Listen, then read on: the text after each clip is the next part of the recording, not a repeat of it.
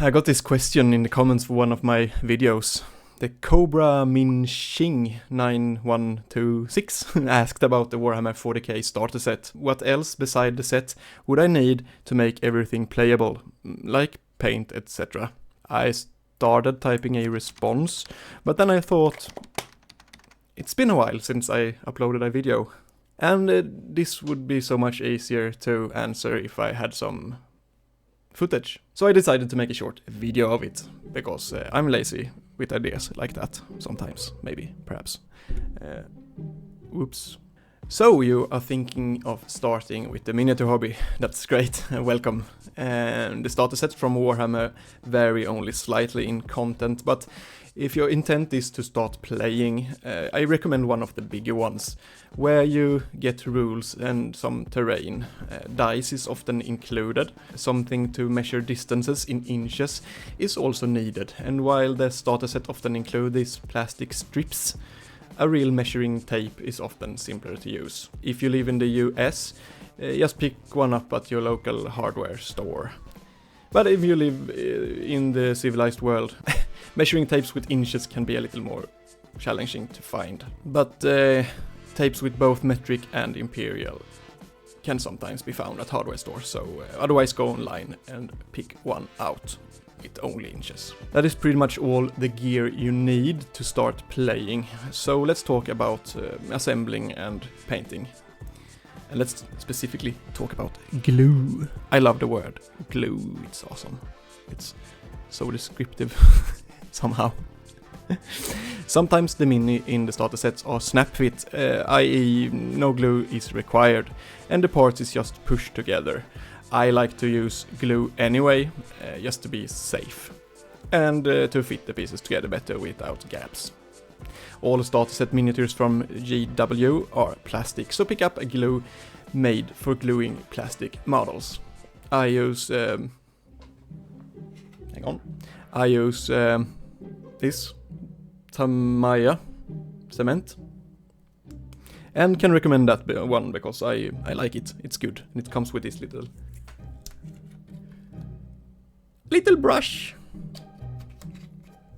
That is nice. It's good. I like it. I can also speak for the plastic glues from Army Painter.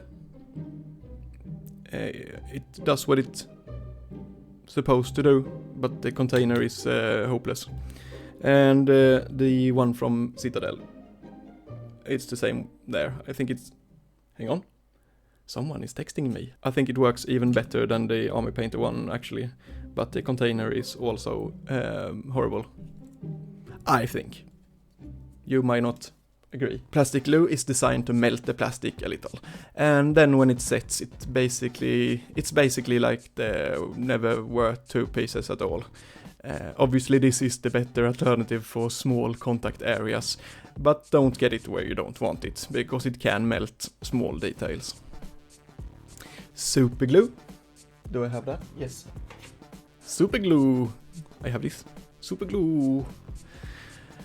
Super glue can be handy as well, mostly as a quick setting glue whenever you are gluing something that isn't plastic. Or something that's painted, because the paint will protect the plastic from the melting, rendering the plastic glue not effective. PVA glue, do I have that? Yes, I do. A big container. It's very handy for gluing stuff like sand or whatnot on your bases, and it's really cheap, so why not get it? Summary: required glue, plastic glue. Additional things for the shopaholic: super glue and PVA glue. Good. Tools. Here are the essential tools I use every time I'm assembling something. First, a clipper. This one is from Army Painter. Try to find one where one side is completely flat, as with this one. Can I show it? Do it focus? Focus. Yes. One side is flat, so you can clip really close to the sprue. That's good. Saves you time later. What are these called? Box cutter knife, maybe? It's with a changeable blade. Footage and pictures are helpful here. This is my all-purpose heavy-duty knife that I use to cut away spruce, so on and so forth, everything basically. I also have an X-Acto knife. This can be found at all decent hobby stores. The blade is changeable. Maybe actually keep that off because I can take a new one later, but it's needed, a new one. Anyway, I use it the same way as the bigger blade, just when a smaller knife is required. Oh, another text. I'm popular today. It doesn't work. My phone doesn't work. It was just my internet provider that kindly reminded me that the invoice is due. Yes, as I said, popular. The X-Acto blade could probably do the job on itself, but the box cutter thingy and its blades is just so much cheaper. So I prefer to use that for the bigger and harder jobs. For cleaning mold lines, yes, the okay, I demolished it earlier, but the back of the X-Acto blade is perfect for that. Be gone. Lastly is my trusted nail file. I use that for my nails because you have to have good nail. No. It's a sanding stick basically. And this one I commandeered from a girlfriend a long time ago. And it is leopard. Yeah. Because it's stealthy or something. I don't know. It's soft and its roughness is perfect for plastic models. And that is pretty much everything you need to assemble your minis. So, painting. And this of course is a lot harder to answer because it's obviously depend on how you want to paint your and style your miniatures. My first recommendation is probably to just don't bother painting them just yet. Assemble them and start playing. They are ugly and grey, yes, but they can still be used to try the game. When you're ready to start painting, pick up some synthetic brushes made for acrylic paints and a couple of paints to get started. Choose paints from a range that is designed for miniature painting, like Citadel, GW's own paints, or Vallejo Game Color. That is what I use. A primer. Do I have some of that? Yes. A primer is often a good idea, just to make the paint stick better and don't wear off.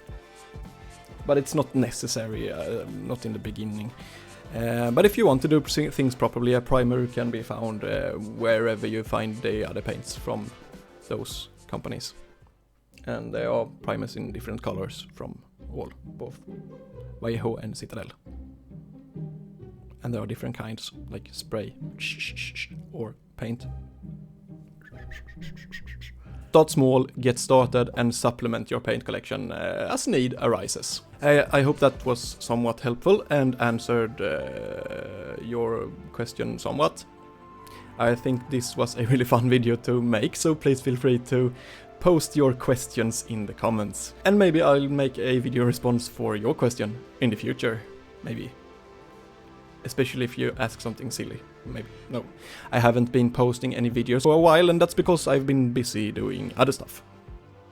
Mostly miniature related stuff, so there might be some more cool videos coming soon. So make sure you are subscribed, and please hit a like or dislike. Thank you, have a good one, and I'll see you soon.